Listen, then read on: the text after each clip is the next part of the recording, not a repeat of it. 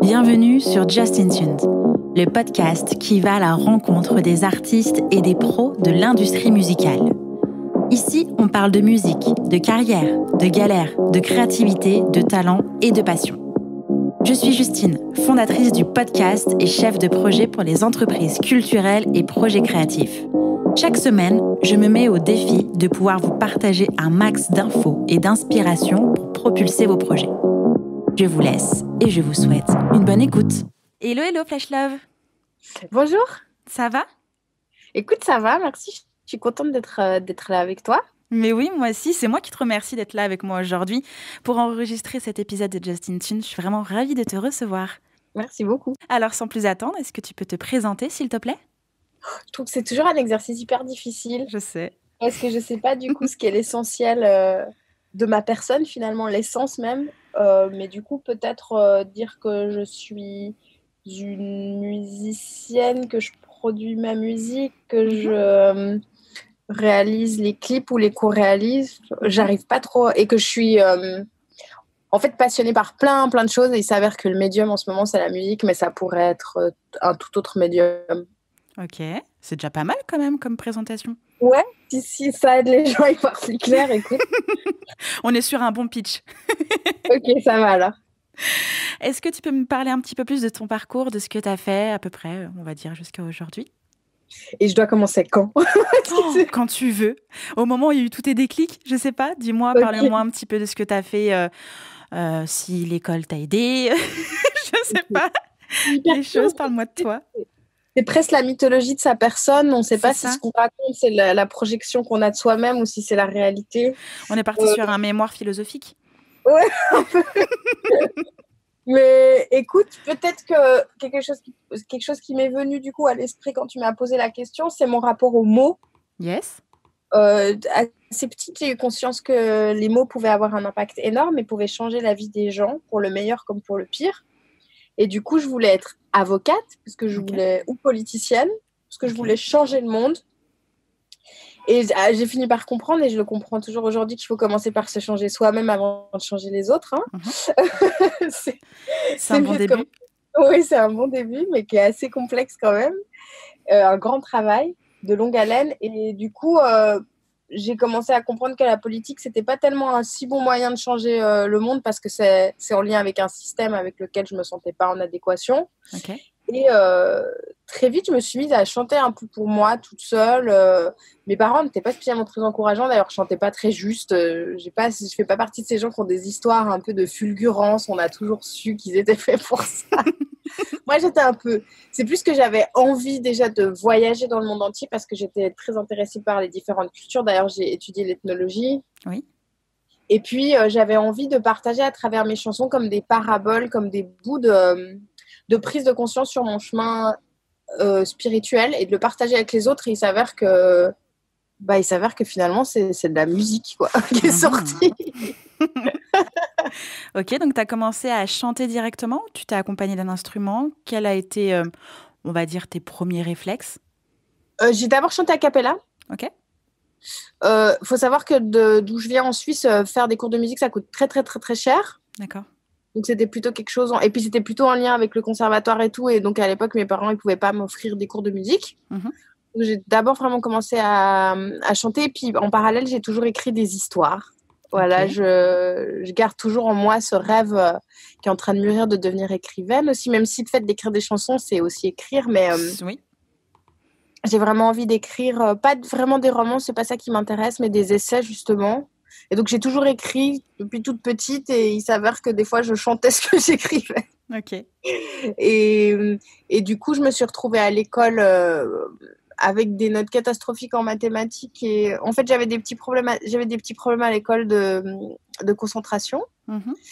Et puis, en grandissant, j'ai eu la chance, c'est toujours des rencontres comme ça qui font qu'on s'accroche ou pas. Moi, c'était en fonction des professeurs. Si j'admirais un professeur, j'avais envie qu'il y ait comme un système de vase communicant. Mm-hmm. J'avais envie d'apprendre de cette personne parce que j'admirais la trempe de son âme un peu. Mais si jamais t'admirais pas la personne, j'arrivais pas à apprendre de cette personne. Donc j'ai eu un parcours un peu particulier en dents de scie comme ça et je pouvais tomber sur un prof de maths que je trouvais génial et j'avais envie d'apprendre et de français, genre vraiment ça changeait de matière en matière, c'était pas la matière, c'était la personne qui était importante. Et j'ai continué à chanter et puis arrivé vers 14 ans dans mon école, il y avait un atelier de théâtre et je me suis inscrite et la prof avait proposé qu'on joue Les Songes d'une nuit d'été de Shakespeare en version chant, un peu comédie musicale. Ok, étonnant. Et je me suis lancée.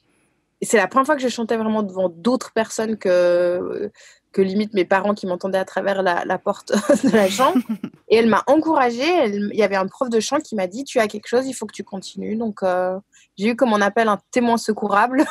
Du coup, ça a été la première fois que quelqu'un à l'extérieur m'a dit bah, « Oui, c'est OK, tu peux continuer. » Ok. Tu avais besoin d'encouragement, tu avais besoin d'une sorte de validation? Oui, parce que j'étais pas quelqu'un, et je ne le suis toujours pas, de très sûre de moi. Ok. J'ai eu une enfance assez difficile, j'ai quand même vécu pas mal de violences, donc j'ai beaucoup appris à trouver les ressources en moi, mais n'empêche que nous sommes des êtres sociaux et que d'avoir le soutien d'adultes, quand on se sent un peu seul, ça fait toujours du bien. Donc voilà. Okay. Et après, je me suis inscrite du coup. J'ai suivi des cours de chant baroque parce que j'adorais le clavecin. Et puis ensuite, plus tard, à l'école, il y avait une filière musicale. Okay. Et du coup, je l'ai suivie et je suis allée à des jams dans des bars de jazz comme ça, toute seule. Ma mère m'accompagnait aussi des fois pour travailler mon oreille et puis travailler ma musicalité. Et c'est comme ça un peu que mon chemin, il a commencé. C'est un peu par tâtonnement. Comme je disais, il y a des gens qui ont des histoires un peu, ils ont toujours su. Moi, je crois pas trop que c'était comme ça pour moi.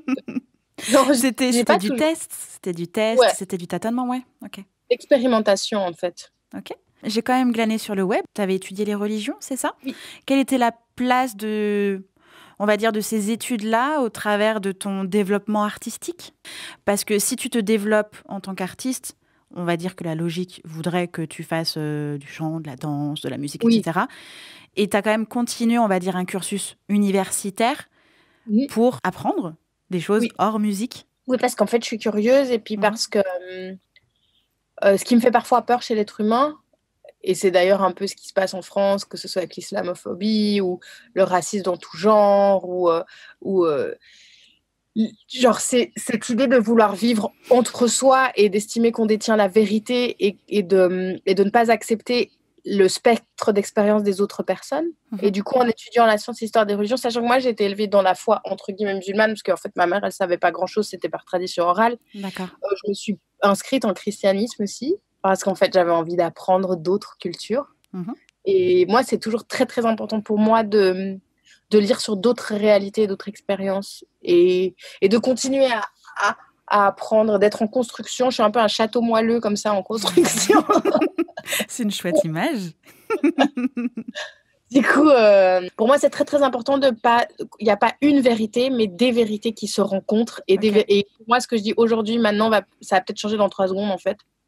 C'est très important pour moi que rien ne se fixe comme du calcaire, de travailler le muscle de la tolérance. Ok. Parce qu'en fait, ça reste un muscle. Et ça dépend de comment on a été éduqué, mais on peut vite tomber dans l'intolérance. Et du coup, l'éducation et pour moi les études, c'est pour ça que je continue à lire beaucoup, me permettent un équilibre humain, tout simplement. Ok. Alors avec tout ça, tu t'es tournée vers la musique. Est-ce que tu as continué de créer en dehors de la musique ou tu t'es vraiment focus dès le départ que musique? Non, parce qu'en fait, du coup, je m'intéresse à beaucoup de choses. Et du coup, je faisais de la musique, mais je sais pas si... Non, je faisais pas que ça. Je faisais du théâtre aussi beaucoup. J'ai toujours aussi été énormément touchée par l'activisme. Donc ça, c'est quelque chose qui a toujours fait partie de moi. Mais aussi parce qu'étant née musulmane, j'ai très vite subi du racisme. Donc c'est une réalité à laquelle j'ai été confrontée très vite, qui fait grandir très vite aussi, qui m'a révoltée dans ma chair. C'est vrai qu'il y a un événement qui m'a vraiment traumatisée. C'est le lendemain du 11 septembre. Je me rappelle que le 10 septembre, j'avais pas d'ennemis à l'école. Et le 12 septembre, on m'avait accueilli à l'école, c'était un groupe de 11 garçons, pour me dire de rentrer chez moi, que j'étais une terroriste, alors que 2 jours avant, j'étais leur amie. Et c'est quelque chose qui m'a traumatisée et qui m'a aussi fascinée et qui m'a amenée à lire Hannah Arendt ou à m'intéresser à comment des mouvements fascistes, comment des mouvements d'extrême peuvent naître.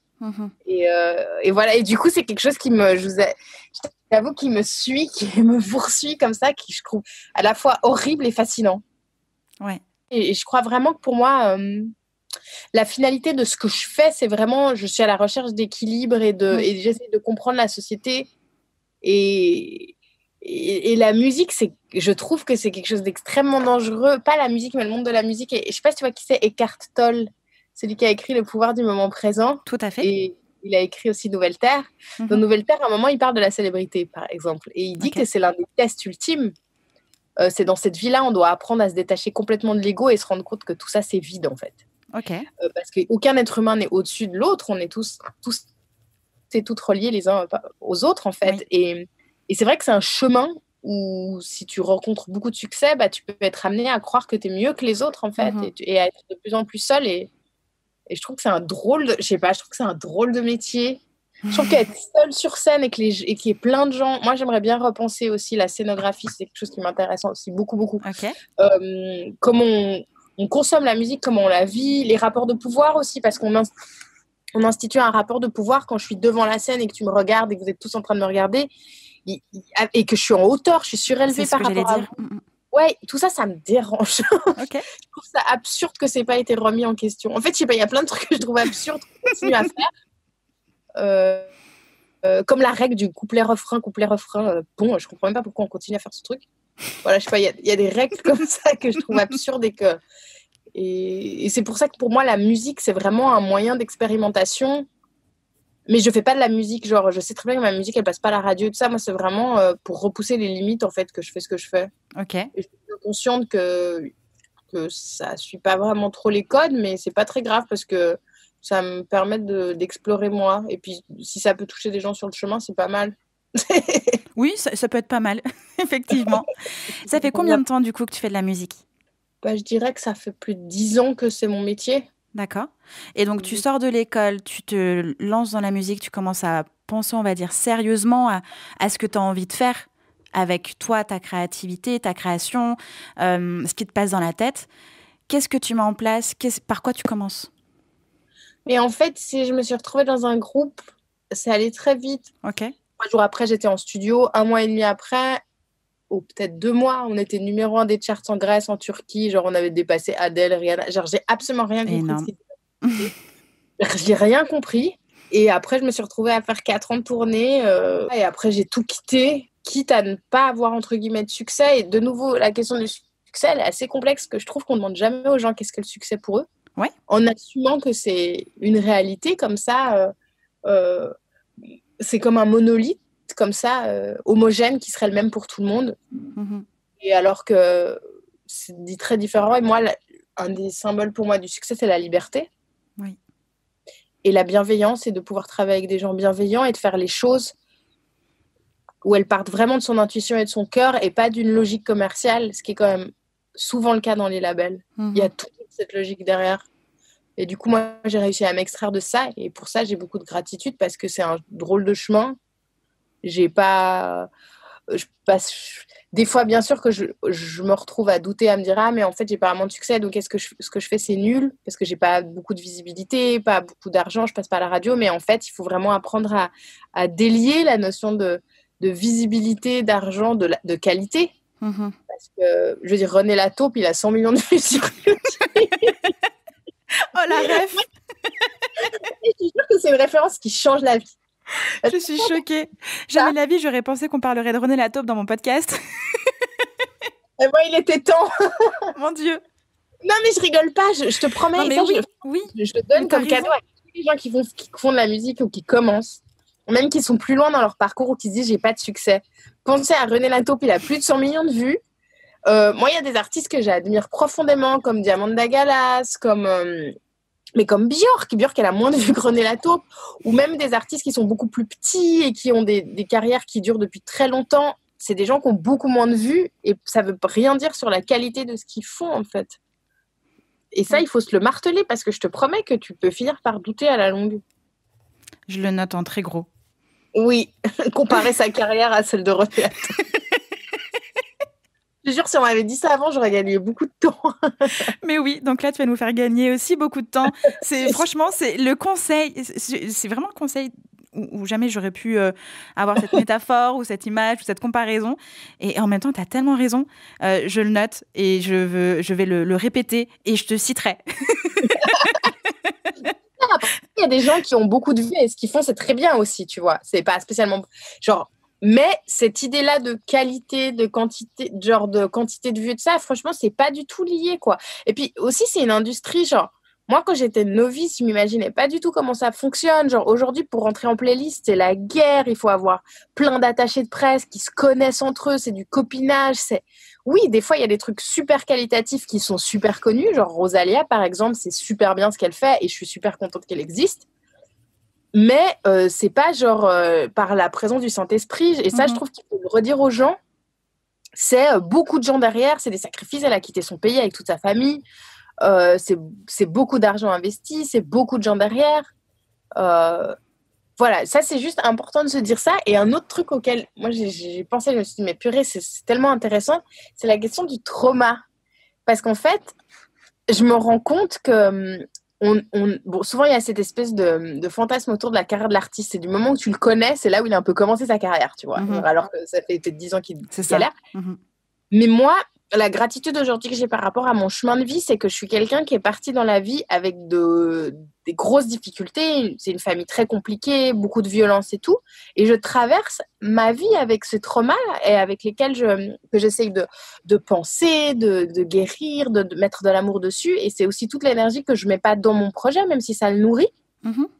Et qu'on sait pas d'où viennent les gens et que cette notion-là, je trouve qu'elle est beaucoup éludée, tu vois. Cette question il y a des gens qui réussissent, il y a quand même beaucoup de gens qui réussissent, qui avaient déjà un peu d'argent à la base, qui avaient une situation famille. Bah, par exemple, en prenant l'exemple de Rosalia, c'est toute sa famille qui est partie avec elle. Moi, pour rien au monde, ma famille, genre, avec les difficultés que j'ai avec eux, je les aurais pas pris avec moi. Mais ce que je veux dire, c'est que c'est aussi important de penser à ça, de savoir d'où on part, quelles sont nos difficultés, quel est notre chemin émotionnel, et d'avoir de la gratitude pour tout ça. Déjà, le fait d'être en vie et d'essayer d'aller mieux de jour en jour, c'est déjà un succès.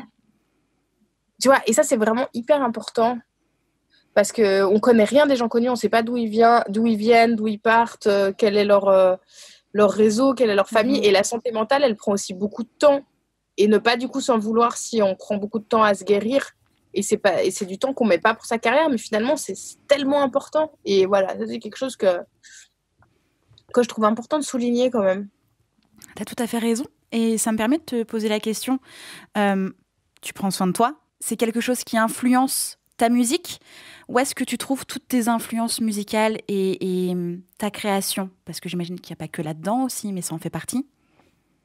Bah, c'est vrai que mes chansons, je les vois vraiment comme des petits morceaux de conscience que j'ai sur des thématiques spirituelles. Après, je t'avoue que mes morceaux, certaines fois, c'est les gens qui les ont écoutés qui me les ont expliqués.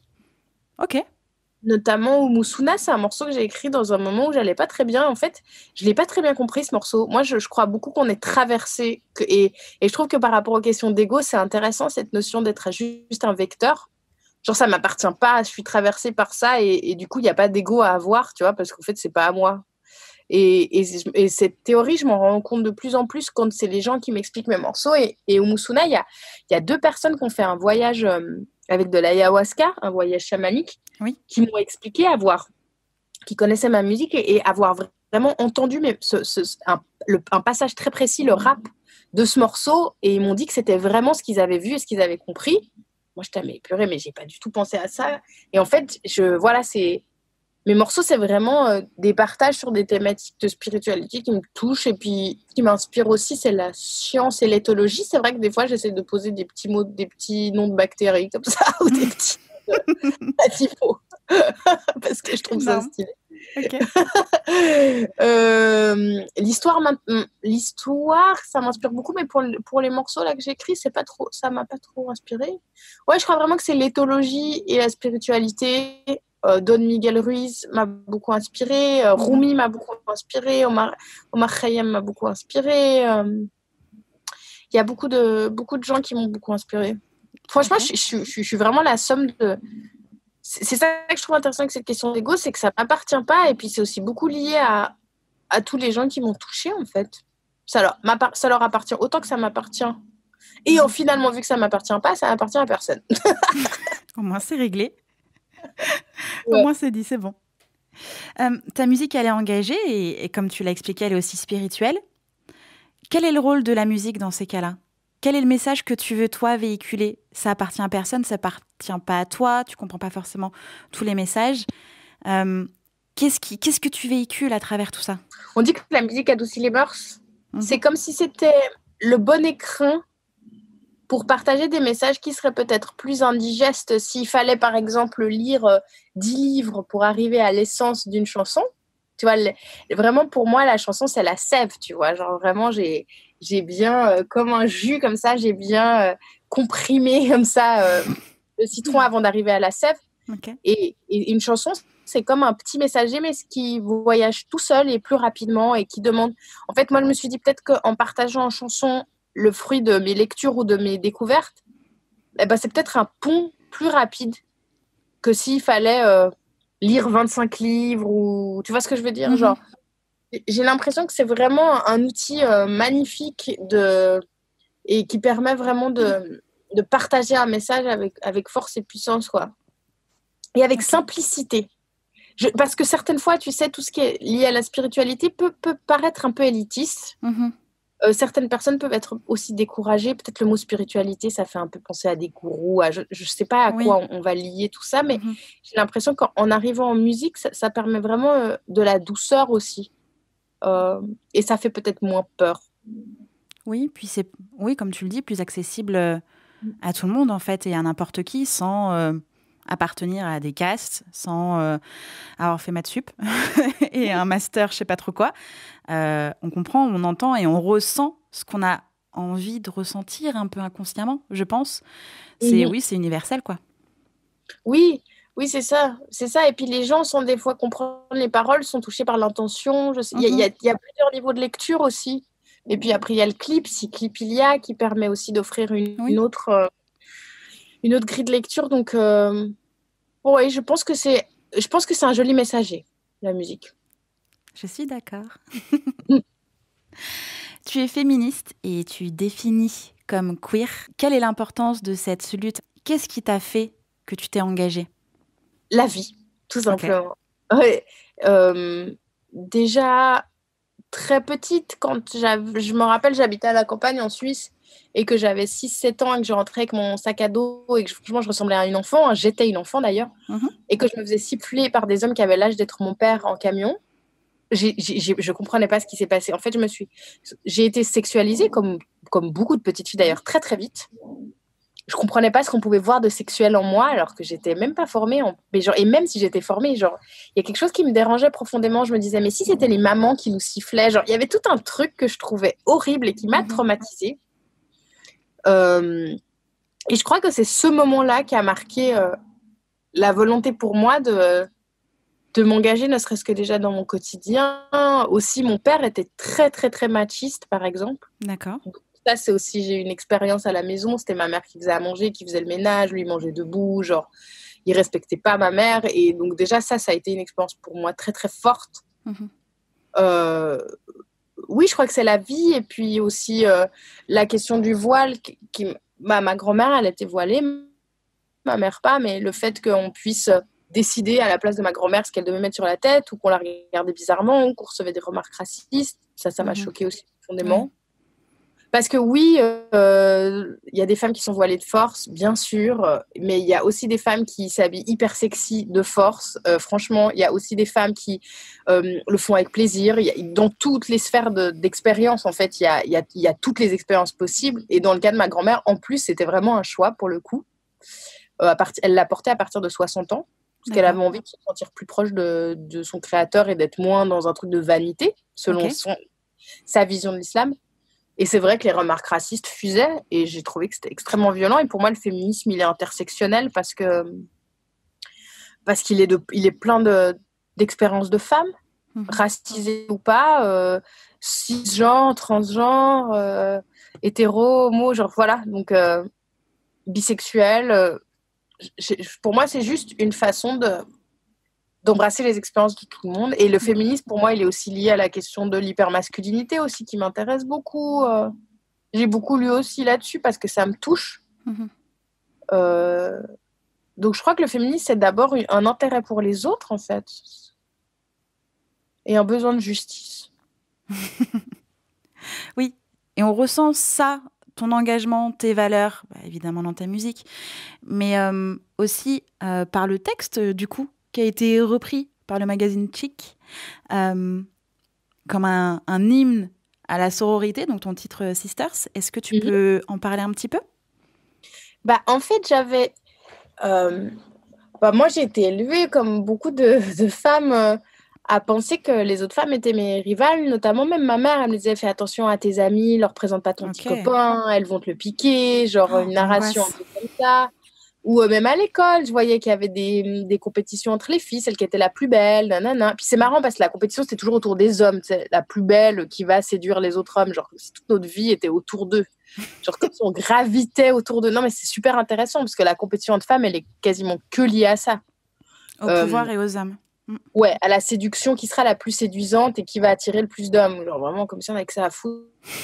Mais bref, du coup, c'est quand même intéressant. Très petite déjà, tu comprends ça.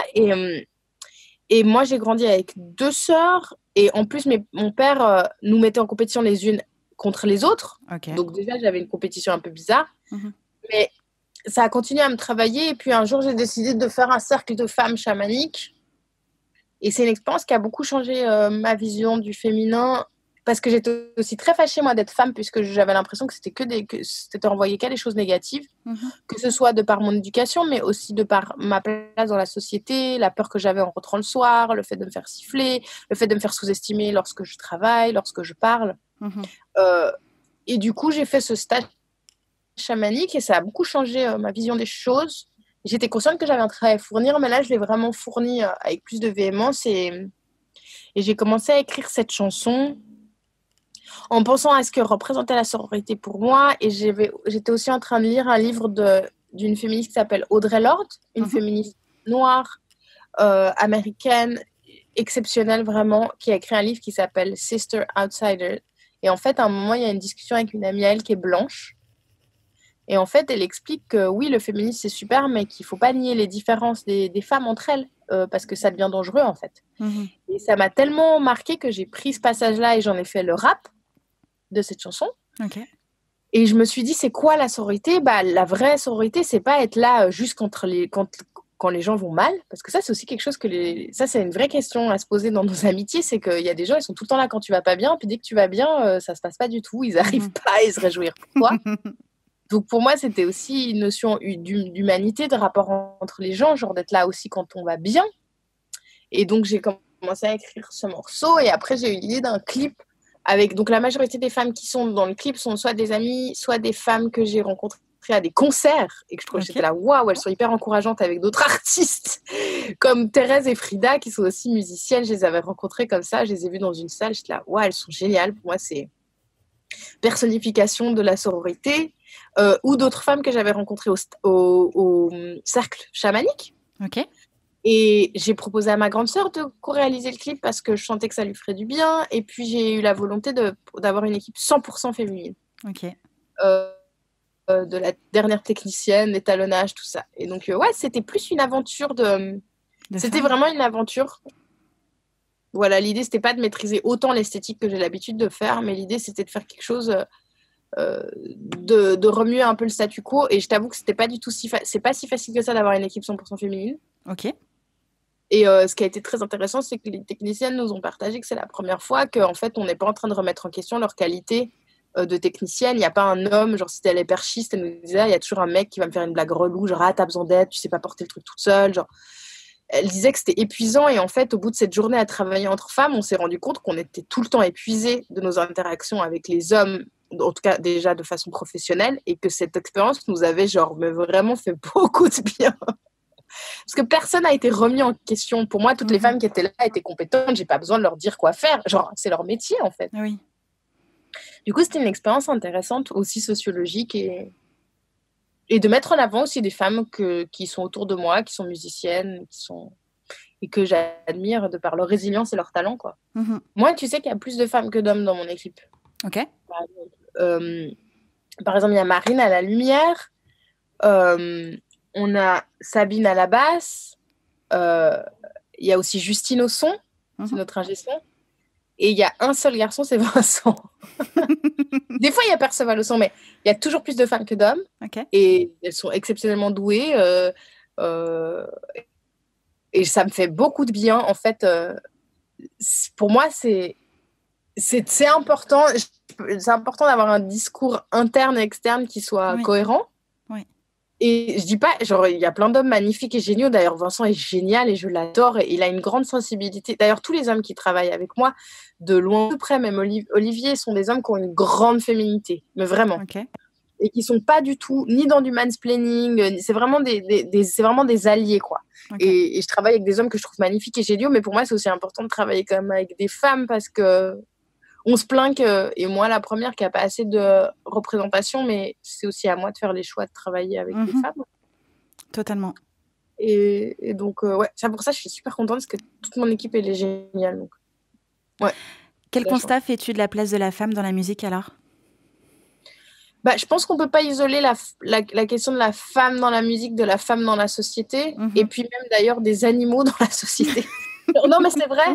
Tu sais, il y a tout ce qu'on appelle le courant de l'écoféminisme qui dit que la situation de la femme dans le monde est très liée à la situation des animaux dans le monde.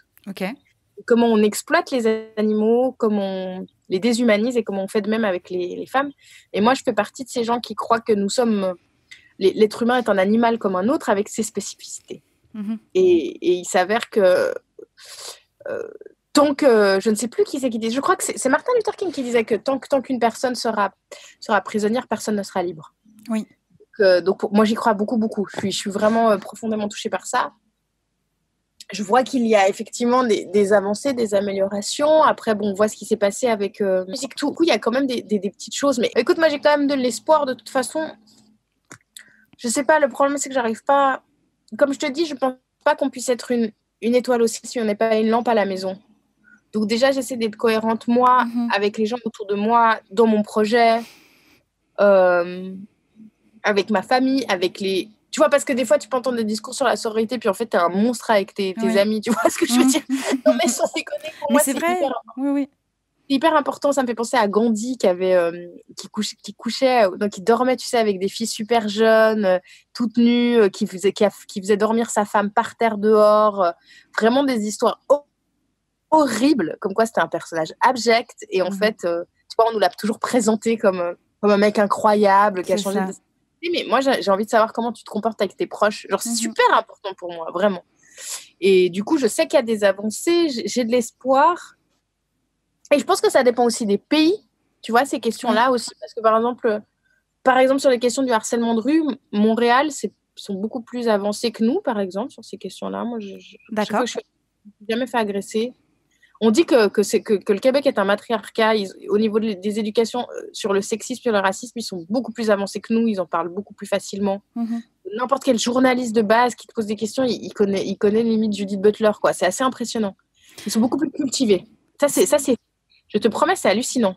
Là, ce que j'espère profondément, tu sais, cette dynamique divisée pour mieux régner, tu vois, tu trouves beaucoup plus des groupes d'hommes qui travaillent ensemble, notamment dans le rap, tu sais, des collectifs d'hommes qui travaillent ensemble et qui s'encouragent, que tu trouves un peu moins dans les grands noms chez les femmes. Il y a plus cette idée qu'il faut que tu creuses ton truc, faut que tu y ailles toute seule parce que toutes les autres femmes, en fait, tu es en compétition avec toutes les autres femmes, tu vois. Il y a un peu cette idée qu'il y a de la place pour très peu de femmes. Et je trouve que moi, peut-être mon espoir profond, c'est qu'on part plus sur des collectifs, en fait. Même si après, je salue les réussites personnelles. C'est hyper inspirant. Là, je voyais genre Lucène de Yakuza qui vient de passer chez Jimmy Fallon. Genre, c'est quand même une femme noire, racisée, genre, qui a vécu des galères pas possibles, et qu'on aime ou qu'on n'aime pas son style de musique. La question, pour moi, elle est même pas là. C'est genre, je salue je sais pas, la détermination, je sais pas, moi je trouve ça hyper inspirant. Ou Iseult, pour parler de femmes racisées, parce que ça me touche aussi beaucoup, tu vois, c'est des femmes noires, et t'as d'autres, et là j'ai l'impression, il y a plein de femmes en plus qui émergent là dans la musique, qui font des trucs super, donc ça c'est génial, mais voilà, mais mon espoir profond, c'est qu'on parte plus sur des réussites aussi collectives. Parce que reste que souvent dans les labels, c'est quand même géré par des mecs, et même pour les mecs. Pour des mecs, d'ailleurs, je trouve que des fois, les réalisateurs de clips, on voit que c'est des mecs, même s'ils travaillent pour des meufs, on voit quand même que c'est leur sensibilité d'homme et leur regard. Justement, Céline Sciamma a beaucoup parlé du fameux male gaze, tu vois, du regard de l'homme. Voilà, je trouverais plus cool qu'il y ait plus de femmes qui réalisent des clips ou qu'on en voit plus, parce que c'est des sensibilités différentes. Genre que ce soit pas toujours les mêmes réals de musique, c'est toujours les même aussi, tu sais, il y a un peu les 3-4 qui réussissent en France, tout le monde bosse avec eux, donc c'est ça. Voilà, qui est aussi des collectifs de femmes. Je sais qu'en Suisse, là, il y a une initiative qui vient de sortir qui s'appelle Helvetia Rock, c'est un site internet qui met en lien toutes les femmes qui travaillent dans l'industrie de la musique, de longue près, de techniciennes, musiciennes et tout, pour pouvoir piocher si tu as besoin de partir en tournée. Ah, j'ai besoin d'une ingé son, j'ai besoin d'une violoniste, j'ai besoin d'une... Voilà, ça c'est pour moi l'avenir du... J'en ai marre en fait, l'entre-soi, le communautarisme dont on nous parle tout le temps quand il est question de personnes racisées en France. En gros, quand c'est des personnes, ils se retrouvent entre elles, alors que tout est communautarisme. Je veux dire, l'Assemblée, c'est quasiment que des blancs entre eux, l'Assemblée nationale. Mais pour moi, il y a un communautarisme musical où c'est un peu toujours les mêmes mecs qui détiennent ce truc. Et je t'avoue que moi, très vite, j'ai refusé de travailler avec ces gens, quoi. J'ai eu 1 ou 2 occasions et j'avais pas envie, quoi. Ce qui me permet de te poser la question, comment est-ce que tu as rencontré et signé avec tes partenaires actuels ? Olivier, je le connaissais déjà dans notre groupe. D'accord. Et donc, on s'est contacté assez facilement. Et ensuite, je lui ai fait confiance. On a rencontré des gens. C'est Olivier qui est ton manager aussi, du coup. Oui, exactement. Ok. Et il y a beaucoup aussi de gens qui sont arrivés grâce à Rachita, mon tourneur. Ma tourneuse Audrey de Wart. En fait, c'est aussi grâce à Rachid qui leur a parlé de moi. Donc moi, je crois, on l'appelait le canal Rachidien, Rachida, mais moi, je crois beaucoup à ces rencontres humaines parce qu'en fait, ce que je fais comme musique n'est pas voué à rentrer numéro 1 sur Énergie, tu vois. Donc, les gens qui viennent travailler avec moi et pas pour moi, il faut vraiment qu'ils aient le cœur et qu'il y ait une vraie rencontre humaine parce que sinon, ils vont jamais avoir l'énergie. Tu sais, aujourd'hui, on développe plus trop les projets parce qu'on préfère signer quelqu'un qui a 100 000 followers sur Instagram, qui fait un morceau qui serait un tube et qui n'a pas beaucoup d'argent à engager parce que c'est une industrie on vend quasiment plus d'albums, à moins d'être vraiment, on s'appelait Adele ou Ayana Nakamura, ça ne vend plus trop, tu vois. Et du coup, moi, c'est vraiment mon équipe, c'est que des gens qui apprécient aussi qui je suis et qui savent pourquoi ils m'accompagnent parce que vraiment, ça n'a pas du tout vocation. Moi, ce que je fais, c'est pas du tout tubesque et ça n'a pas vocation à générer des millions, quoi. Donc, voilà, c'est aussi important d'être entouré. Moi, j'ai vraiment besoin d'être entourée par des gens comme mon histoire de professeur et de vase communicant. J'ai besoin de gens qui me touchent, en fait, et que je respecte dans leur humanité, quoi, profonde. Donc, tu conçois tes relations avec tes partenaires comme des alliés, des binômes, il n'y a pas de relation, on va dire, employeur-employé, quoi. Tu n'es pas à la tête de ton projet, vous êtes tous au même niveau et vous travaillez tous ensemble. Exactement. Après, c'est vrai que les idées viennent souvent de moi et c'est moi qui ai le dernier mot parce que c'est après moi qui va devoir assumer tout ça aussi. Mais on peut en discuter et puis il y a des vraies rencontres. C'est des gens avec lesquels je vais manger en dehors, genre. Il y a un vrai lien. Il y a un vrai lien humain. Et puis moi, je crois à la force du collectif. Et puis, j'aurais rien pu faire toute seule, franchement, hein, honnêtement. Et tout, ouais. Et puis, je suis toujours étonnée, parce que pour moi, c'est comme une toile d'araignée, comme les choses s'étendent. Maintenant, j'ai une équipe au Canada. LAB, je travaille avec Mustapha aussi. On a des liens avec la Corée, avec le Japon. Genre, comment tu crées des liens comme ça par des rencontres, Ouais, c'est assez beau, je trouve. Oui. Avant de travailler avec tes partenaires actuels, tu as dû dire non à d'autres personnes. Est-ce que ça a été facile de dire non à des opportunités qui ne correspondaient pas forcément à tes valeurs ou à des personnes où tu ne sentais pas qu'il y avait le feeling ? Ou est-ce que pour toi, c'était directement instinctif ? Non, c'est non. Alors, moi, avec mon ancien groupe, j'ai écrit... j'ai travaillé avec, du coup, Guillaume sur la musique. On a travaillé ensemble, mais j'ai écrit les paroles et la mélodie de voix d'un morceau qui s'appelle Castle in the Snow, qui avait été remixé par The Avener et qui avait super bien marché. Et du coup, quand j'ai quitté le groupe, la première personne qui m'a proposé un contrat, elle pensait que j'allais faire ça fois 1000. Genre, cette chanson, allez, on va te faire travailler avec des DJ. Tu sais, t'as un peu des projets comme ça. Ouais. Et moi, genre, j'étais là, mais pas du tout, quoi. Ça va pas du tout se passer comme ça. Et en fait, j'avais comme une espèce de sensation de rejet. Genre, j'étais là, il s'avère que, à la base, le morceau que j'ai écrit, c'est une espèce de ballade. Mhm. Et bon, tout d'un coup, il y a eu Avenir, il a fait sa sauce, ça a super bien marché, tant mieux. Mais moi, mon but, les Schloffs, c'était vraiment de partir sur quelque chose de beaucoup plus expérimental. Et je leur ai tout de suite dit que c'était pas possible. Et donc, j'ai dû dire non. Mais moi, quand je dis non, genre, ça vient du fin fond, quoi. Ça, Ok. genre, j'ai comme un dégoût. Non, c'est hors de question. Et souvent, je lâche pas. Et les rares fois où j'ai lâché, je l'ai toujours regretté. Ok. Donc maintenant, je dis, il faut vraiment m'en tenir à mon intuition. Parce qu'il y a un truc qui est super important pour les artistes, c'est que parfois, tu peux être... Bon, déjà, les labels, en majorité, les gros labels, c'est souvent ceux qui dirigent les labels, c'est pas des amoureux de musique, c'est des commerciaux. Il faut juste le savoir. C'est des gens qui travaillent dans le business de la musique. Il y a des amoureux de la musique dans les plus petits labels, mais dans les grosses structures, c'est assez rare quand même. C'est souvent des commerciaux. Et ils ont tendance à sentir un artiste qui marche. Genre, ah, il y a Rosalia, puis tout d'un coup, ils vont essayer de travailler genre 25 Rosalia. Genre, vraiment, il y en a beaucoup qui travaillent comme ça. Moi, à un moment, j'écrivais pour d'autres gens, j'ai essayé, mais après, j'ai lâché l'affaire. Et j'ai beaucoup entendu des speeches comme ça. Bon, bah alors là, on va faire un Rosalia rencontre Diplo, genre vraiment des trucs comme ça. Pour des artistes qui sont émergents. Et en fait, moi, le truc que j'ai envie de dire à ces artistes, c'est que déjà, si tu cherches à copier le style de quelqu'un qui a déjà marché, c'est déjà trop tard. Parce qu'entre le moment où tu vas sortir ton morceau, de toute façon, il y aura une latence. Mais surtout, si jamais ça ne marche pas, c'est toi qui vas devoir assumer de ne pas t'être écouté et du coup de t'être enfermé dans quelque chose qui ne te correspond pas. Et moi, c'est toujours ça qui est le plus important, c'est qu'il y ait du succès ou pas, qu'est-ce que je pense de ce morceau, en fait. Est-ce que je vais l'assumer? Est-ce que je vais te toucher, quoi? Et pour moi, ça, c'est vraiment le truc le plus important. Et voilà, de bien faire attention quand vous rencontrez des labels, de ne pas vous laisser embobiner dans ces trucs-là. Parce que déjà, Rosalia, si elle a du succès, c'est pour plein de choses qu'on ne maîtrise pas et qu'on ne contrôle pas, par exemple, déjà. C'est aussi grâce à son talent, c'est pas parce qu'il y a 3-4 beatmakers français qui essayent de faire du Rosalia que ça a marché. Et surtout, vous avez tous et toutes une individualité profonde qui mérite d'être explorée, en fait. Après, on est la somme de beaucoup de choses qui nous inspirent. On peut un peu aimer Rosalia, on peut aimer un peu, je sais pas, moi je dis Aya Nakamura, des choses comme ça, et se dire, ah, c'est des choses qui peuvent un peu teinter ma musique. Mais il faut pas sous-estimer la puissance de son individualité, de ce qu'on a à proposer nous, en fait. Et certaines fois, les labels vont essayer de vous faire dévier de votre route personnelle, mais franchement, il n'y a rien qui mérite ça, vraiment. Parce que même si ça marche, après, on va vous comparer à elle. Non, mais c'est horrible. Franchement, ça, c'est vraiment horrible. Je me dis, moi, je ne le supporterais pas. Et ça, c'est vraiment un conseil. Faites-vous confiance. Et si ce n'est pas les bons partenaires, il y a un peu ce fantasme que, tout d'un coup, il y a un gros label qui s'intéresse à moi. Il y a plus jamais... C'est la chance d'une vie. Il n'y a plus personne qui s'intéresserait à moi. Ça, ce n'est pas vrai. Ça, ce n'est pas vrai. Il y aura toujours des gens qui vont s'intéresser à vous. Et peut-être qu'une première étape du projet, c'est de sortir votre truc sur YouTube et ensuite d'attirer des gens qui vont être attirés par ce que vous faites, qui seront à même de vous défendre. Mais vraiment, ça, c'est super important de ne pas croire qu'il y a une chance dans une vie et puis pas de boire comme de l'eau les paroles de DA ou de boss de label, quoi. Franchement, ça, c'est vraiment hyper important, quoi. Vous avez une intuition, écoutez-la. Parce que c'est un peu des formules. Franchement, moi, j'ai refusé de rencontrer, d'ailleurs... Moi, j'ai refusé de travailler avec le DA de mon label, par exemple. Ok. Je voulais pas, j'ai pas... Quelqu'un qui travaille avec tout le monde, ça m'intéresse pas. J'ai pas envie d'être un autre projet parmi les 25 avec lesquels il travaille, en fait.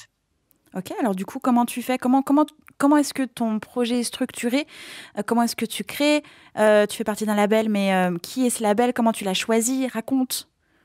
Bah, Olivier, déjà, c'est quelqu'un qui voit un peu les choses comme moi. C'est-à-dire, c'est quelqu'un qui... Olivier, il tombe amoureux des individus. Et la musique, c'est l'individu qui sue sur la musique et pas le contraire. Okay.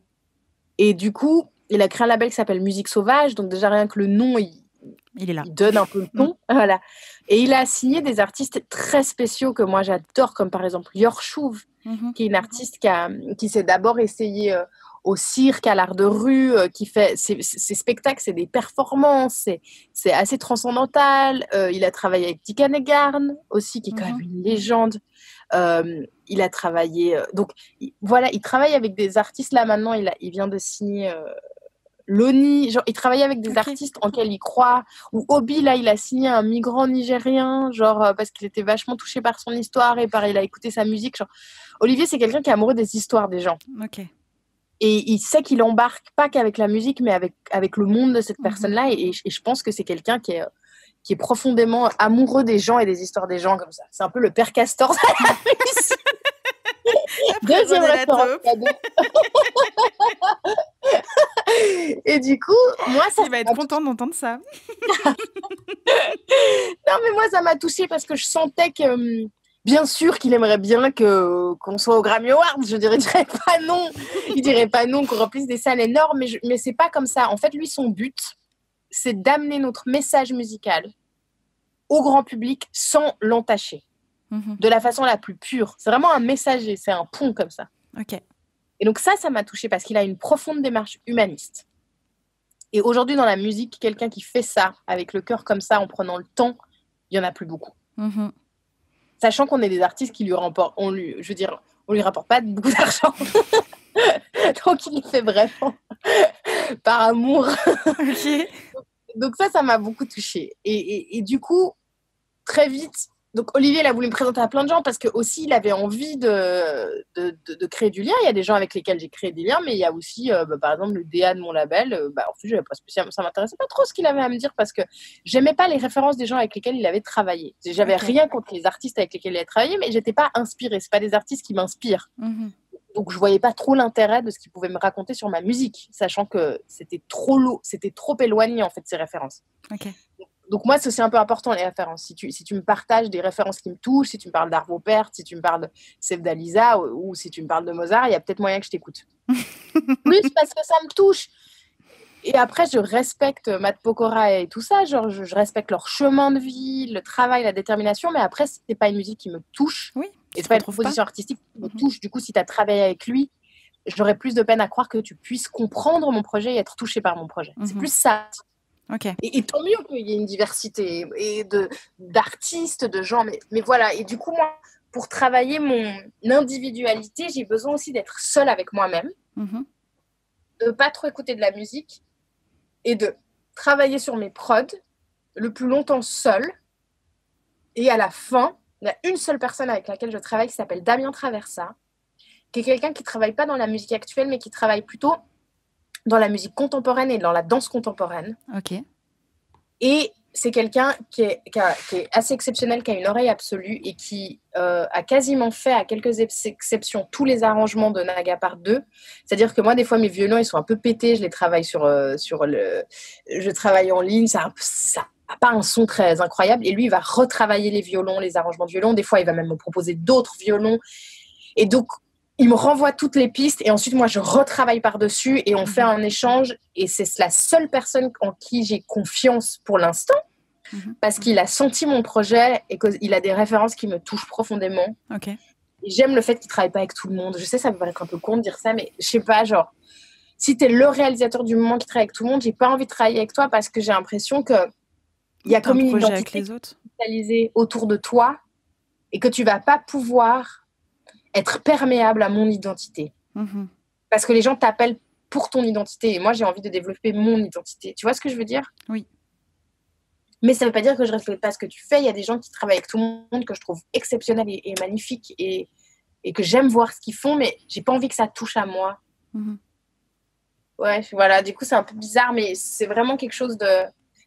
Ma création, elle est beaucoup moi avec moi-même. Je fais écouter à très peu de personnes parce que sinon, après, tout le monde donne son avis. Et après, c'est biaisé. Complètement. Comment est-ce que tu trouves tes thèmes et comment est-ce que tu écris ? C'est souvent sorti de livres ou de prise de conscience. Ok. Soit je vais commencer par faire une instru et je vais improviser et il s'avère que je ne vais pas y retoucher. Ça m'est déjà arrivé parce que d'ailleurs, il n'y a aucun de mes morceaux qui rime et des fois, il n'y a même pas de refrain. Et les couplets ne sont jamais les mêmes. Genre, du coup, c'est vraiment, genre, ça m'est descendu comme ça. Des fois, c'est une bribe de texte que j'ai écrit et puis j'essaie de réécrire par-dessus, mais ça part souvent d'improvisation parce que j'ai plus confiance en mon intuition qu'en mon mental. Ok. Et j'ai l'impression que le fait de ne pas chercher à dire quelque chose, mais à me laisser traverser par ce qui doit être dit, et plus sincère. J'ai cru voir passer, mais peut-être que je me trompe, que tu utilisais l'écriture automatique ? Oui. D'accord. Est-ce que tu peux m'expliquer un petit peu cette technique ? Eh ben, autant par le fait de juste improviser comme ça comme je t'ai dit, de laisser descendre, que de prendre ma plume et me laisser guider par ce que je dois dire. Et c'est pour ça que ce qui est très étrange avec mes morceaux, ce que je t'expliquais, c'est que souvent, c'est les autres qui m'expliquent mes morceaux. Ou c'est des événements de ma vie qui, tout d'un coup, font le lien avec. D'accord. Et c'est assez fort parce que Castle in the Snow, quand je l'ai écrit, j'étais en pleine dépression, ça allait pas. Et je l'ai pas compris sur le moment. C'est quand même une chanson qui est devenue assez connue et du coup, les gens ont commencé à me parler du fait que ça parlait de dépression et c'est comme ça que j'ai pris conscience que j'étais dépressive. Okay. Et je trouve ça assez beau, en fait, cette connexion aux autres. Oui. Je trouve assez beau que tu écrives quelque chose qui te dépasse et qui connecte les gens comme ça. Moi, je trouve que c'est magnifique. Vraiment, ça, c'est un des trucs dans la musique que je trouve magnifique parce que tout d'un coup, toi, tu vas connecter un de mes morceaux avec un événement de ta vie qui a peut-être rien à voir avec le mien. Genre, j'aime cette idée que ça ne m'appartient pas du tout. Je trouve ça très, très beau, vraiment. C'est un pouvoir énorme que de pouvoir toucher autant de personnes à des niveaux différents et à des espaces de temps et de vie différents. En même temps, tu sais, c'est un pouvoir. En même temps, c'est une humilité folle de se rendre compte qu'on connecte avec plein de gens comme ça, si fortement. Et c'est là où tu te rends compte que cette question qu'on serait tous des miroirs les uns des autres, c'est parmi les grandes thématiques de spiritualité, qu'on est tous liés les uns aux autres. Je trouve ça prend beaucoup son sens avec la musique. Cette connexion comme ça que tu as avec des gens du monde entier. Genre, en plus, avec les réseaux sociaux, tu sais, aujourd'hui, tu peux toucher vraiment encore plus fort. Genre, si tu passes pas à la radio, genre moi, par exemple, des fois, c'est des gens qui me découvrent, je sais pas trop comment d'ailleurs, mais tu as des nationalités assez variées et c'est fou. Des fois, c'est des gens qui comprennent même rien à ce que je dis, tu vois, qui parlent même pas l'anglais ou l'espagnol ou le français ou l'arabe et je trouve ça mais magnifique en fait. Je trouve ça vraiment très puissant. Ça, c'est la beauté des réseaux sociaux. C'est cette connexion avec des gens du monde entier comme ça, avec lesquels j'aurais pas pu connecter autrement. Et donc ça, c'est assez magnifique, mais comme tu disais, le mot pouvoir, c'est là où il y a toujours du danger. Donc cette question de pouvoir, moi, je sais pas, je la trouve problématique. Tout le fantasme autour de la création aussi, je trouve qu'il est problématique aussi. Je sais pas, il y a des trucs qui me dérangent. Il y a une espèce de survalorisation de l'acte créatif. Et genre, on a des fantasmes autour des gens connus, comme quoi c'est des gens géniaux, mais bon, ça n'a absolument rien à voir. Puis il y a les héros et les héroïnes du quotidien qu'on voit jamais aussi, qui mériteraient d'avoir un poster dans nos chambres.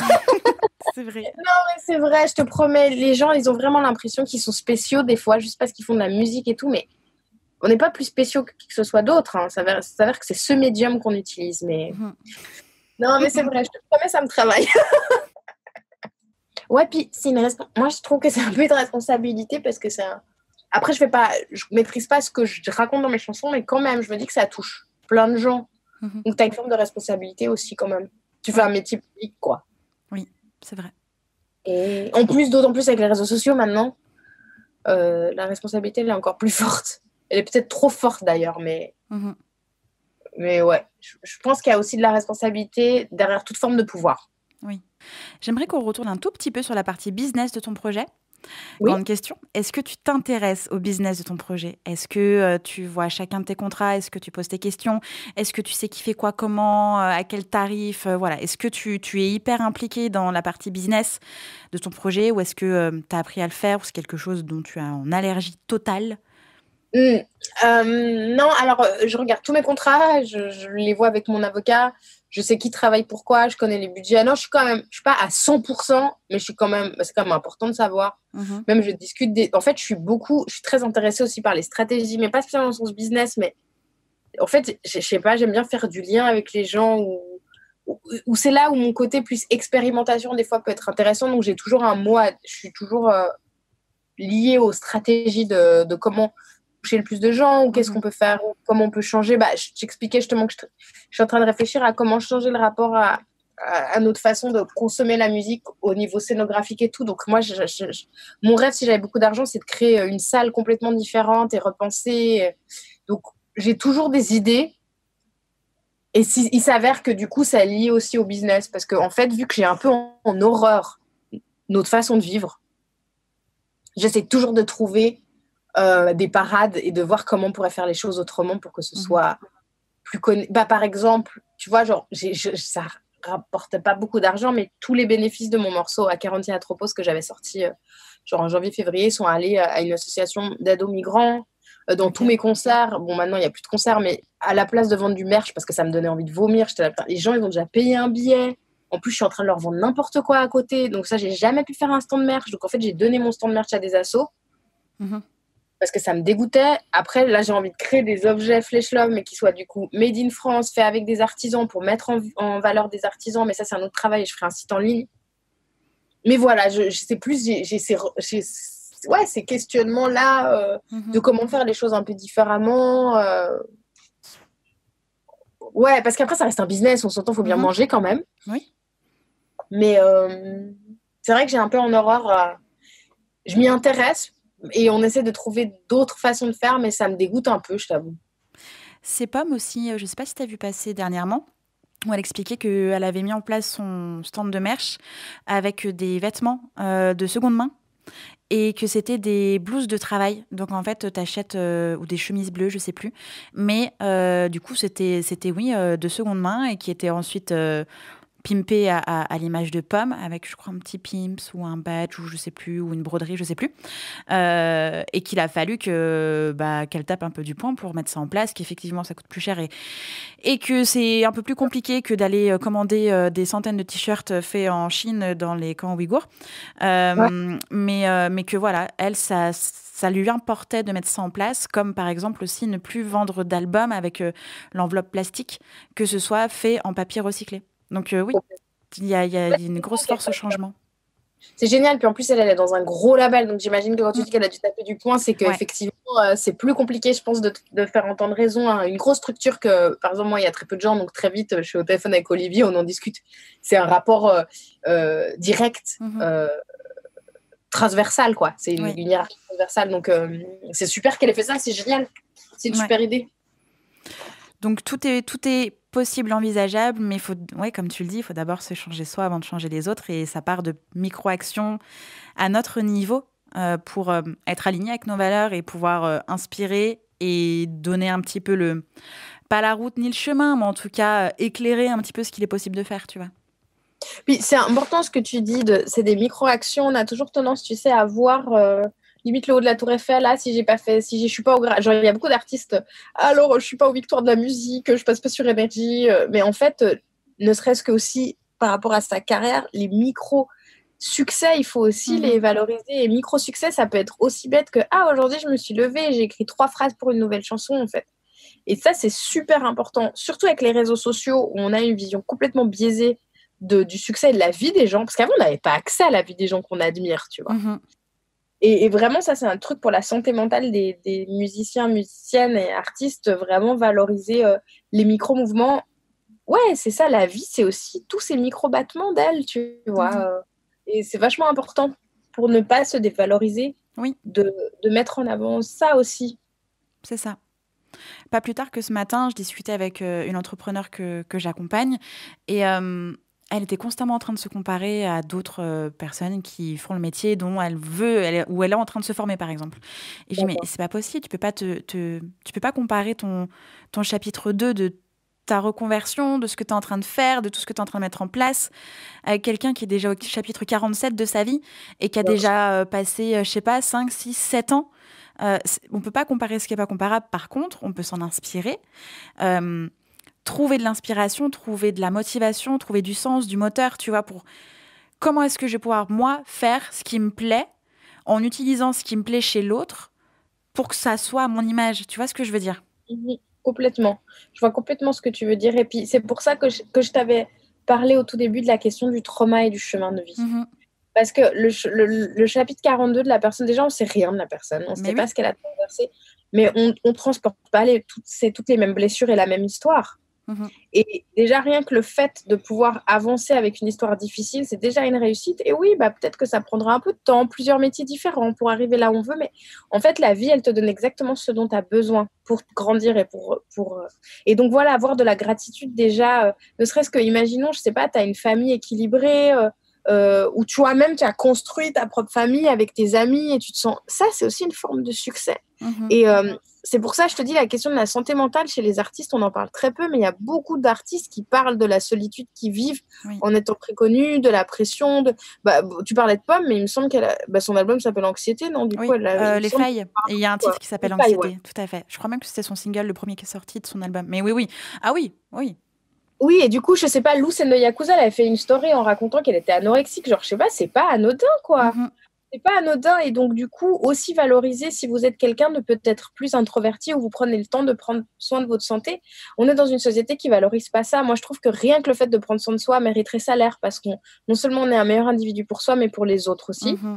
Et dans une société idéale, on toucherait un salaire pour ça, j'y crois vraiment. Mais si vous prenez déjà du temps pour être une meilleure personne, et voilà, tout ça, c'est du temps et de l'énergie. Et bravo, parce que c'est un travail magnifique, en fait. Et oui, vous n'êtes pas en une du Times, mais en fait, vous le mériteriez. Il faudrait faire la une du Times avec tous les gens qui prennent soin d'eux. C'est ça. Non, mais vraiment, je crois que c'est pour ça que la question de la santé mentale et du trauma, elle est importante. D'où vous partez, quelles sont vos expériences de vie, si vous avez vécu des choses difficiles. Ça aussi, ça à prendre en compte dans la balance. Et aussi, le plus important pour vous, moi, je sais que pour moi, la santé mentale, elle est plus importante que tout le succès potentiel que je pourrais trouver. Et donc, je mets plus d'énergie là-dedans que dans la musique. Franchement, je t'avoue que la musique, c'est un billet, mais demain, je pourrais être herboriste, ça me va aussi. Donc, en fait, finalement, j'ai pas mis toutes mes billes dans la musique. Tu vois ce que je veux dire? Genre, si je regarde ma vie, je me rends compte que le plus important pour moi, c'est d'être bien avec moi, de travailler sur moi, d'être une bonne sœur, une bonne amie, une bonne amoureuse. Genre, ça, c'est fondamental pour moi. Et d'ailleurs, je suis prof d'astrologie à côté. Sur Patreon, je donne des cours. J'ai plusieurs élèves. Là, on est 35 et je donne des cours d'astrologie. Et un des éléments que je trouve joli, ça s'appelle le chiron. Et le chiron, c'est ta blessure d'âme, en fait. Est-ce que tu dois apprendre à guérir dans cette vie? Et par exemple, pour mon cas, c'est la famille est le plus important, et de créer ma nouvelle famille et de travailler sur ma famille autour de moi. Et c'est pas la famille, c'est pas toujours le fait d'avoir des enfants, hein, on s'entend, c'est dans un cercle plus élargi. Et j'ai découvert ça il y a pas si longtemps, cette question de chiron, et je vois que je suis alignée avec ça, en fait. Pour moi, c'est vraiment, genre, j'avais lu ce truc, je sais pas si tu l'avais lu, d'une infirmière qui travaillait avec les personnes qui étaient en fin de vie et qui disait que jamais les personnes qui sont à l'article de la mort vont te parler de leur travail. Personne ne lui a jamais parlé de ça. Les gens ça me semble tellement logique, c'est vrai. Hein. Mais oui, les gens vont lui parler de est-ce qu'ils ont. Alors déjà, est-ce qu'ils sont entourés? Tu vois, au moment où ils sont près de la mort et tout ça, est-ce qu'ils sont entourés? Est-ce qu'ils ont été des bonnes personnes? Ça, c'est des choses qui reviennent énormément. Est-ce qu'ils ont aimé et été aimés? Elle dit, c'est les trucs. Est-ce qu'ils ont été des bons parents, des bons, tu vois? Elle dit, ça, c'est la question principale. Et moi, je te jure que d'avoir lu ça, ça m'a changé la vie. Genre, demain, si j'ai un Grammy et tout, machin, en fait, je fais partie de ces gens. Je ne suis pas prête à sacrifier tout pour mon travail. On est dans une société capitaliste, libérale, où on te fait croire que le travail définit qui tu es, alors qu'on vivait avant dans une société où la majorité du temps, tu faisais un travail parce que ton père faisait ce travail. D'ailleurs, les noms de famille de l'époque, tu t'appelais Baker parce que ton père était boulanger, et donc tu devenais... Tu vois ce que je veux dire? Il n'y avait pas ce sens de l'identité, de qui tu es, de l'essentialisation de ton métier. Tu vois ce que je veux dire? Oui. Et du coup, avec des métiers comme les métiers d'artiste, tu peux encore plus te confondre et ne plus savoir qui tu es et avoir l'impression que ça définit qui tu es.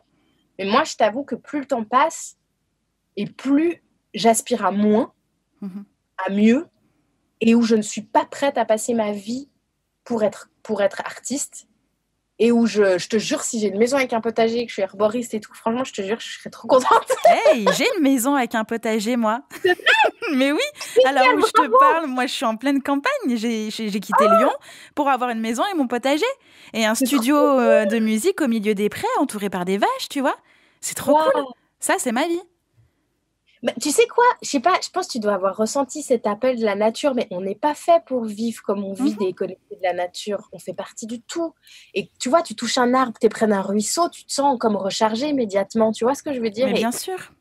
Et en fait, je crois qu'on en oublie l'essentiel, et c'est pour ça que chacun et chacune qui nous écoute, posez-vous la question de qu'est-ce qui vous fait vibrer profondément intérieurement, quoi. Et moi, je me rends compte de plus en plus que j'ai de la chance de faire ce métier pour l'instant, mais je ne sais pas ce qui va se passer, mais je ne suis pas prête. Il faut savoir aussi, ça je ne le savais pas, que c'est un métier de sacrifice.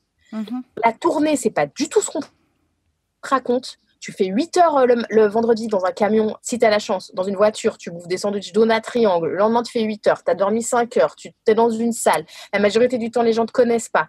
Genre, moi, ça a défoncé mon rythme de sommeil. Genre, c'est épuisant. T'as pas de repères, t'es tout le temps en train de devoir justifier. Genre, je sais pas, moi, je vais pas sacrifier ma vie pour ça. Je cherche de l'équilibre et la nature. Et franchement, être une bonne personne, c'est trop important pour moi. Et de passer du temps avec les gens que j'aime, je te jure. En tournée, je connaissais plus. Genre, j'étais tellement éloignée de ma famille, de mes amis. C'était que moi, en fait. Ouais. Et ça me convient pas, en fait. Ça me convient pas. C'est pour ça que c'est un peu égoïste ce que je vais dire, mais le Covid, ça m'a rendu service. J'étais la seule qui devait être contente. Non, enfin moi ma vie n'a pas forcément changé. Hein. Moi tu sais, j'étais déjà confinée avant de l'être et mon quotidien n'a vraiment pas changé. Hormis qu'effectivement on a plus, alors confinée parce que je suis en pleine campagne, que je travaille en télétravail, que je suis à mon compte, que j'accompagne des porteurs de projets à développer leur propre activité. Donc pendant le Covid, ils étaient tous avec des grandes révélations, des grands rêves et j'étais encore plus heureuse de pouvoir les accompagner. Et ce podcast qui est absolument génial, qui m'apporte énormément de choses, mais on va dire de choses humaines, par les retours que je reçois des auditeurs, par les personnes qui partagent avec moi leur parcours. Là, mais je me sens tellement honorée de t'avoir et tu me donnes 1h15 de ta vie. Tu n'étais pas obligée de le faire et c'est hyper enrichissant pour moi. Moi, c'est un bijou en fait que tu m'offres et tous mes invités m'offrent une partie de leurs bijoux de vie et je trouve ça absolument extraordinaire. Donc, tout ce que je fais depuis le départ, ça a un sens pour moi et je le fais de chez moi. C'est pour ça que je suis dans ma maison à la campagne. Et moi, ma problématique, on va dire, c'est que je suis à la fois, j'ai besoin d'être dans ma campagne, j'adore, je suis trop bien. Et en même temps, je n'arrive pas encore à trouver le temps de profiter de tout ce que j'aimerais profiter. Genre, cette année, mon potager, mais il était minable. Et du coup, c'est la frustration mais en fait, ça, c'est vraiment la vraie vie. Mais à côté de ça, je fais aussi des choses qui m'inspirent et qui me plaisent. Et j'ai un métier, je suis freelance, donc je vends mon temps, tu vois, à des personnes que j'aide, mais je vends quand même mon temps pour pouvoir vivre et pour pouvoir avoir cette maison-là dans la campagne, tu vois.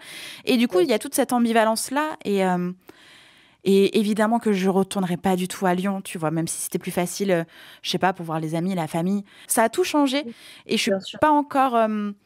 ça fait que 2 ans que je suis à la campagne et je suis pas encore totalement dans ce que j'aimerais faire. Je sais que tout ce que je fais, je plante mes graines, tu vois. Et je sais que je suis pas encore et que je sens que je suis sur la bonne voie. Mais c'est encore un peu ambivalent parce qu'il faut que je travaille beaucoup pour arriver à ça et en même temps, j'ai envie de ralentir, tu vois. Enfin bref, j'ai divagué. Paradoxe. Après, tu fais du mieux que tu peux, puis c'est un rythme à trouver aussi. C'est pas... Au moins, tu tends vers ça. Oui, c'est déjà totalement. Totalement. J'ai divagué de ouf. C'était ma session monologue.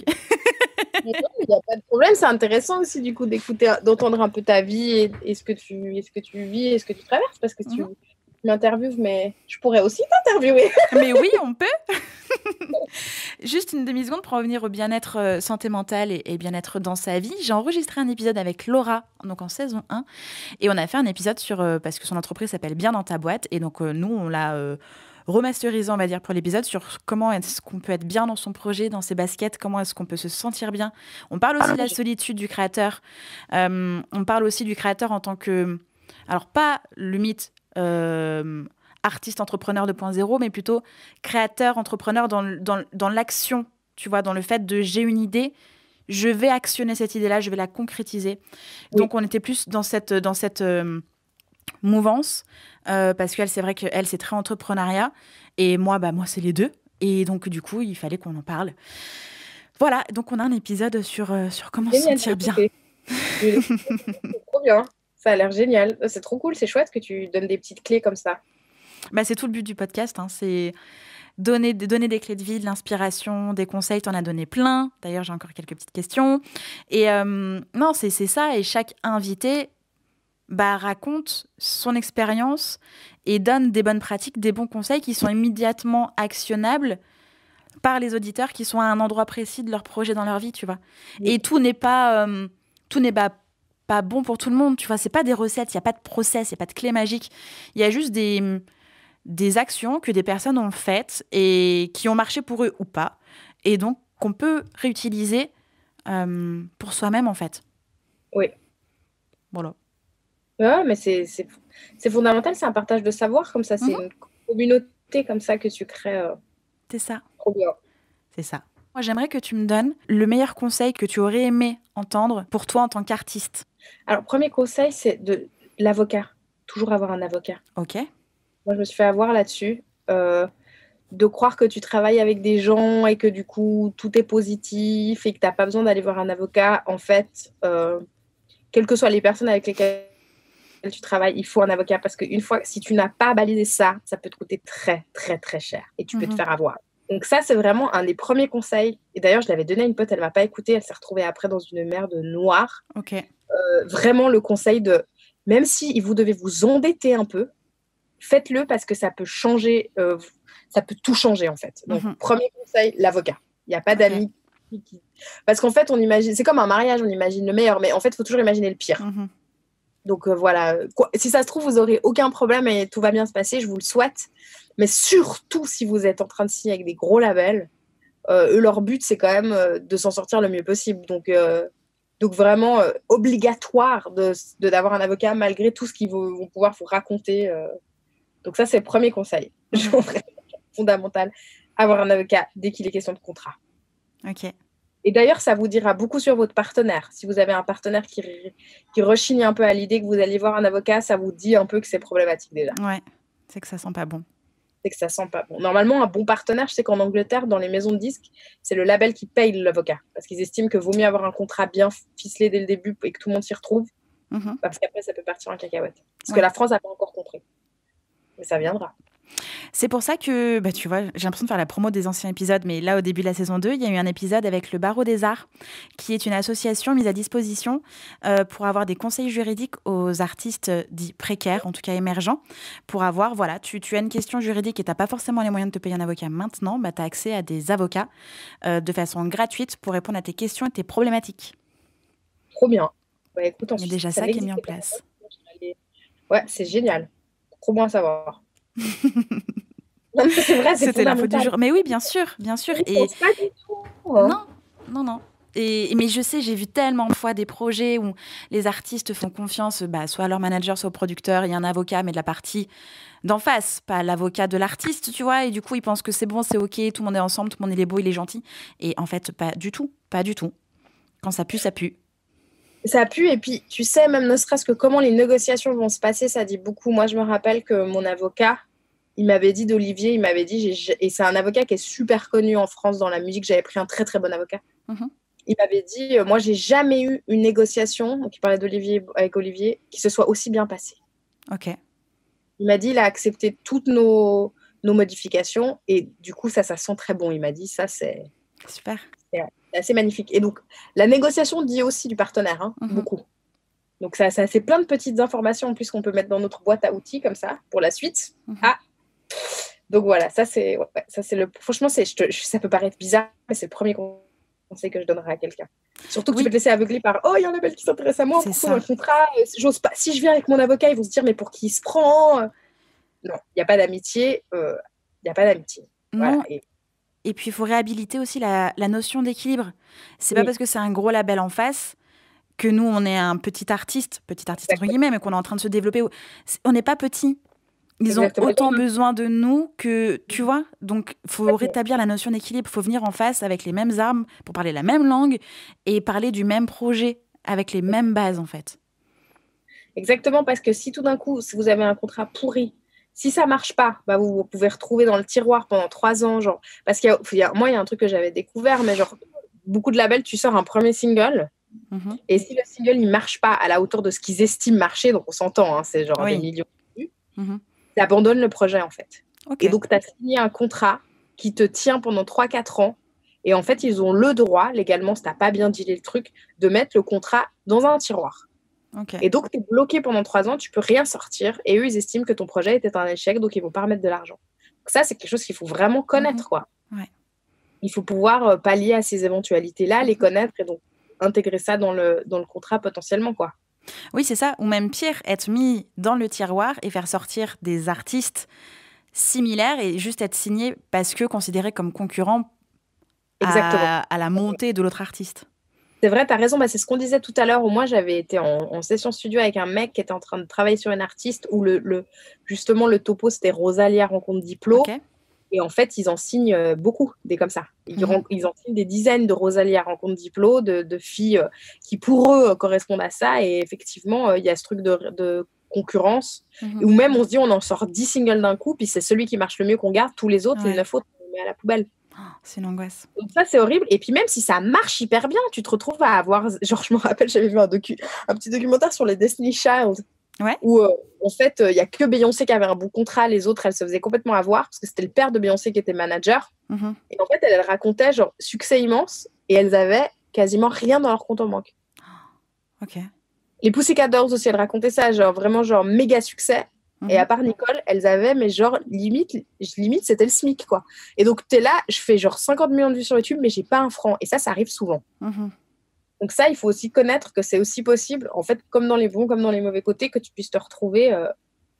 ou essayer aussi d'être co-éditeur, plutôt que donner 100% de ses droits à un éditeur. Pourquoi ne pas l'avoir fait plus tôt? Je savais même pas que ça existait. Tu sais, c'est ça le problème aussi, c'est que tu arrives dans l'industrie, tu sais pas comment ça fonctionne en fait. Il fallait que Just In Tune soit créé. J'ai plein d'épisodes avec des éditeurs justement. Bah ouais, mais franchement, je te jure, mais moi tu connais rien. Puis il y a aussi cette question de, comme tu disais, d'équilibre. Genre, t'as peur, t'as l'impression que si tu réclames des choses, t'es pas en droit de réclamer.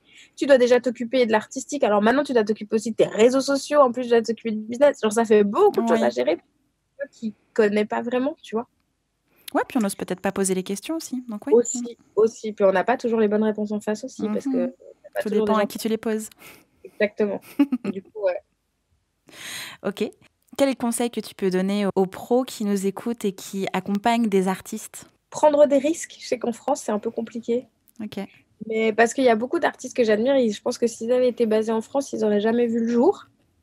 Et d'ailleurs, c'est intéressant parce que les artistes en France qui sont les plus intéressants en ce moment, selon ma vision des choses, ne sont pas basés en France. Ok. Notamment Oclou, je ne sais pas si tu connais Oclou. C'est assez cool ce qu'elle fait. Elle est basée à Londres. Iseult et Loose, elles sont basées en Belgique. Voilà, je trouve qu'il y a... Ouais, je vous encourage juste à prendre des risques, en fait. À prendre des risques et à pas atteindre... Il y a vraiment quelque chose de très monarchique en France, de très hiérarchique, tu sais. Il faut d'abord être intronisé par le roi avant d'être présenté à la cour.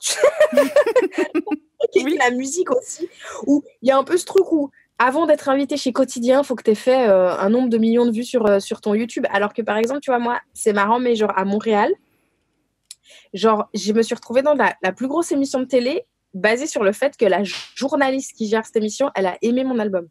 C'était l'unique raison pour laquelle j'étais invitée.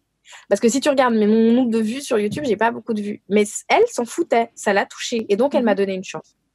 Et ça, je trouve que ce serait plus chouette que ça se passe un peu plus comme ça aussi en France, parce que c'est très, très monarchique. Il y a cette idée d'être intronisé, il y a tout ce milieu comme ça de la musique qui se donne la main et qui dit...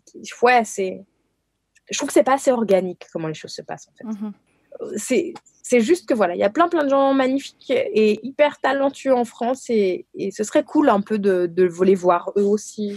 Voilà, ce serait chouette de prendre un peu des risques. Je suis d'accord. Il y a plein que je connais pas. Il y en a plein que je dois pas connaître en plus. Et que j'aimerais montrez-vous. Mais oui, je vais découvrir d'autres personnes parce qu'on voit toujours les mêmes. C'est vrai. Mais pas qui, c'est tant mieux pour eux, mais c'est juste que ça manque un peu de diversité, quoi. C'est vrai. On arrive bientôt vers la fin.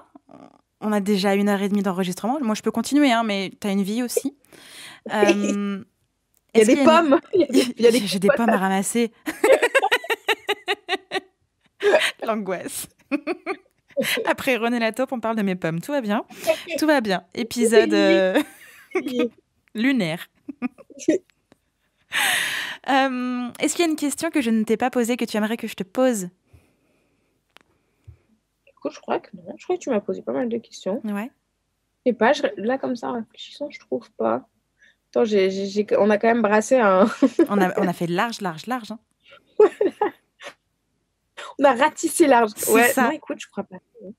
Tu veux pas les ratisser large sous mon pommier? Je suis de passage, ça me fera un peu de contact avec la nature. Non, mais n'hésite pas, je suis à 1 heure de Lyon, avec grand plaisir. Je note. Écoute, je crois pas. Franchement, on a parlé de santé mentale, on a parlé d'avocat, on a parlé d'équilibre, de succès. Non, de valeur, d'engagement. Et donc ça, c'est aussi important de dire ça aux artistes, c'est que c'est pas facile aussi d'être dans cette question d'être engagé quand en plus on est racisé et que déjà rien que le fait d'être noir pose problème. Alors en plus, si du coup t'es local, on voit le racisme que Camélia Jordana reçoit dans la gueule juste pour dénoncer des choses de tous les jours. Camélia Jordana, si elle était blanche et qu'elle s'appelait Marie, elle n'en serait jamais pris autant dans la gueule. Ouais. Et donc, c'est pas du tout pour minimiser l'activisme blanc qui est nécessaire parce que c'est d'être allié, mais que quand on cherche son identité musicale et que déjà on est racisé et qu'on se retrouve face à des problématiques du quotidien et tout ça, c'est vrai qu'on n'a peut-être pas envie de se rajouter le fait en plus d'être activiste dans un pays où c'est pas complètement bien vu non plus. Donc ça, c'est aussi juste important de le représenter, quoi. Et puis que toutes les thématiques sont pas vues de la même façon. Je sais que j'ai l'impression que les gens sont moins violents avec les gens, par exemple, qui sont anorexiques que les gens qui sont genre obèses. Oui. Genre, ne serait-ce que notre vision de la mode, par exemple, tu vois. Genre, Totalement. Donc c'est vrai que quand une Lizzo, par exemple, elle est sur scène, moi je regardais son Instagram, genre mais c'est d'une violence les remarques qu'elle se ramasse. Ou Safia Nolin, genre mais des trucs, mais c'est horrible. Et du coup, c'est important aussi, on fait tout ce qu'on peut, et c'est pas du tout pour minimiser le travail de Gianni, dans le sens où je trouve ça magnifique qu'elle fasse ça, mais c'est juste apporter quand même une conscientisation qu'on est dans une industrie qui est raciste. Moi je pense quand même à Aya Nakamura, qui est l'une des plus grosses vendeuses que ce soit en France ou dans le monde par rapport à la France, n'a pas le quart de la couverture médiatique d'une Angèle. Oui. Et Angèle mérite tout le succès qu'elle a, tu vois ce que je veux dire, c'est une artiste super et tout. Mais pour moi, je ne suis pas du tout en train de comparer le côté artistique. Je suis juste en train de dire que factuellement, Aya Nakamura, c'est quelqu'un qui a plus de succès qu'Angèle et qui a moins de visibilité. Et ça, c'est problématique, tu vois. Et ne serait-ce que dans le rap aussi, on voit comment on met en avant les gens racisés. Donc, je comprends qu'en plus, si on est racisé, on n'a peut-être pas envie de se rajouter l'activisme dans les pattes, quoi. Tu vois ce que je veux dire ? C'est clair. C'est déjà problématique que je sois noire ou que je sois arabe ou que je sois asiatique et ou d'origine asiatique et que je fasse de la musique. Alors, tu vois, c'est juste ça que je voulais juste remettre en situation parce que c'est pas facile. On a fait le grand tour ? Oui, je crois qu'on a fait le grand 8. On a failli repartir, là. Moi, j'ai un problème, il faut m'arrêter. Faut pas me laisser faire. Faut pas me laisser faire. Je ne peux pas t'arrêter, moi j'adore, c'est pas possible. Une demi-heure, tu m'adoreras, moi. C'est faux, je t'assure, c'est faux. Merci beaucoup, Flash Love, pour tout ça. Vraiment, j'ai passé un excellent moment. Merci, j'espère que ça apportera des petites clés pour tout le monde. Mais oui. Voilà. Bien sûr que oui. Merci pour tout. Tu reviens quand tu veux. Écoute, avec plaisir. Nous parler de la suite de ton aventure. Oui, c'est très possible que je revienne parler de ça ou d'un autre métier que j'aurais inventé. Ça me va, avec grand plaisir. Merci beaucoup. Merci à toi. À très bientôt. Oui, prends soin de toi. Salut. Oui, toi aussi. Salut. J'espère que cet épisode vous a plu. N'hésitez pas à partager le podcast à une personne qui souhaite se lancer dans l'industrie musicale. Si vous aimez le podcast et son contenu et que vous souhaitez me soutenir, rien de plus simple. Il suffit de commenter, de mettre des pouces en l'air, de me donner des étoiles sur Apple Podcasts, de suivre les réseaux sociaux du podcast et de vous y abonner sur Facebook, Instagram et Twitter au nom de Just In Tuned. Si vous avez des questions, si vous avez des idées pour les prochains épisodes, n'hésitez pas à me laisser votre message en commentaire ou alors directement sur l'adresse mail hello@justintunes.com. Merci d'avoir pris le temps de m'écouter et à très vite pour le prochain épisode du podcast Just In Tuned. Just In Tuned. Just In Tuned. Just In Tuned.